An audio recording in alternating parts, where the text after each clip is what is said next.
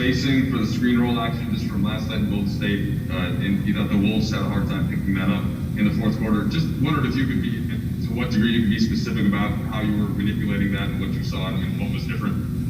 Well, obviously we had a play that was working well for us, so you know you want to kind of go back to it over and over and see if they change it up or see if they stop it. But we have so many reads, and it's up to me to make all those reads. And in the fourth quarter, obviously, I was able to find Trez for the majority of those reads. Also, be able to find Wes for a corner three as well. Just trying to dictate and give whatever defense gives us. Just try to put the ball on time on target, make the right reads, and I was able to do that, especially in that fourth when I entered the game. Trez said in the walk-off interview that he credited for his hands playing football in high school and also some track and field stuff like shot put and discus. You, of course, played football. Just wondered what your thought was on playing young athletes playing other sports, how that evolves and how they can develop something like that, and what you see with Trez. Yeah, for sure. I mean, it's all about hand-eye coordination. You get that when you're a kid and you playing touch football, you're playing free frog, you're playing intramural sports and things of that nature. You get that hand-eye coordination. And then with football, you're able to catch the ball in tight spaces or in contact, and be able to finish through contact. And me being a receiver myself, playing through, linebackers coming over the top or safeties, corners, free safety, strong safeties, and still having to catch the ball on contact. It definitely helps out when you make the transition into basketball.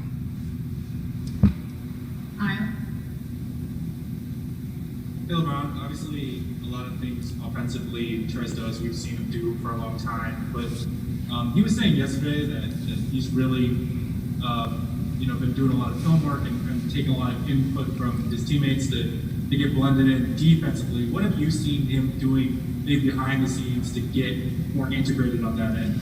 Well, because of this the season and how it's constructed, there's not much time to practice, and that's for all 30 teams. So the film sessions, individually as a team, is the most important this year, and obviously it's very important, all the time. But this year even more because we can't be on the floor much because of the protocols and the testings and things of that nature. It doesn't allow us to be on the floor as a team a lot. So, the film session is the best opportunity for you to take that and then implement it into a game situation, and Trez has been doing that. Hey, Lebron, happy 316. Appreciate it. In terms of Trez, last year, his relationship with Lou on the court, Lou Williams was obviously like you can see it. How hard is it to form that kind of bond with a pick and roll partner? And have you seen something over maybe the last 2 weeks or 3 weeks where he looks a little more comfortable with guys kind of in that role? No, I think he's definitely growing more accustomed, and obviously, that dynamic duo and him and Lou for those years was it was exceptional. Lou Will having the threat to come off and score, but also Lou Will having the threat to make that pocket pass, and Trez with his ability to roll and finish and catch and finish was just very dynamic for so many years. So, I automatically, when we got him, I knew it could be something that we could exploit because my ability to play the pick and roll game, my ability to pass the ball, his ability to catch and finish. So I think as of late, we know where where we are on the floor. We know the sets that we're in, and he's doing a hell of a job of being able to set screens for me, get me down here, and I'm just trying to put it on time on target for he can just get to his game.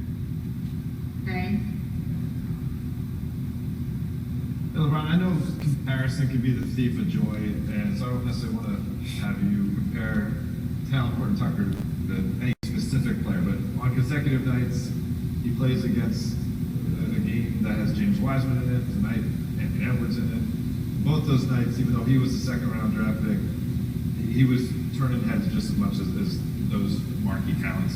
When you look at him, I just asked Kuz about this too, can you see like a few steps beyond where he is with this team, and could there be something special ahead for Talon Horton-Tucker? I mean, it's something we've talked about all year. And, I mean, let's be honest.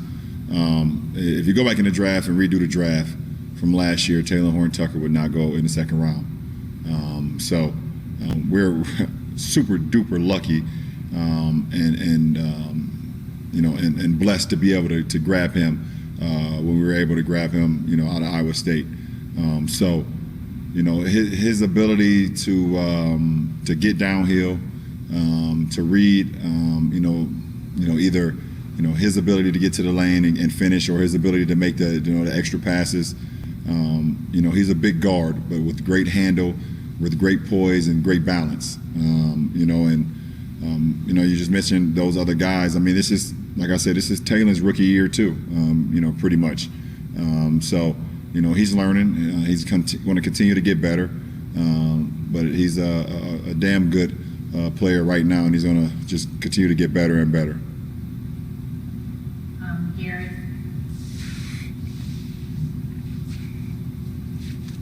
LeBron, can you discuss your partnership with Midway Sports Group and taking partial ownership of the Red Sox, what it means to you, to your brand, kind of your, delving into baseball? What do you think of the game of baseball, and what kind of things Ritz can put on this? Well, first of all, it's great to be with such a great group, with FSG. They've done so many great things over the years, and just that collective group of people, they're just amazing to be partners with. As far as the Red Sox, obviously a historical franchise, and we know the history of the World Series championships they've brought back home to Boston, and the players that's come through there, and the legacy that they hold in that area. So I think for me and for my partner Maverick, to be the first two black men to be a part of that ownership group in the history of that franchise, I think it's pretty damn cool. It gives me and people that look like me, hope and inspiration that they can be in a position like that as well, that it can be done. It gives my kids at my I Promise school more and more inspiration as well. But it's a great day for myself, for my family, for my school, for my business partner Maverick Carter, and everyone that has something to do with our group. But it's a pretty amazing thing, and for me to continue to build my portfolio off the floor, also in a beautiful game like baseball. So, thanks for the question, Gary. Last question, Mark Medina. Hello, LeBron, and kind of lieu of that, would you consider it a long-term goal whenever your career is over to be part of the NBA ownership? Yeah, I've always said that. My goal is to own a team, own an NBA team. I got so much to give to the game. I know what it takes to win at this level. I know talent. I also know how to run a business as well. And, so that is my goal. My goal is to own an NBA franchise. And, it'll be sooner than later.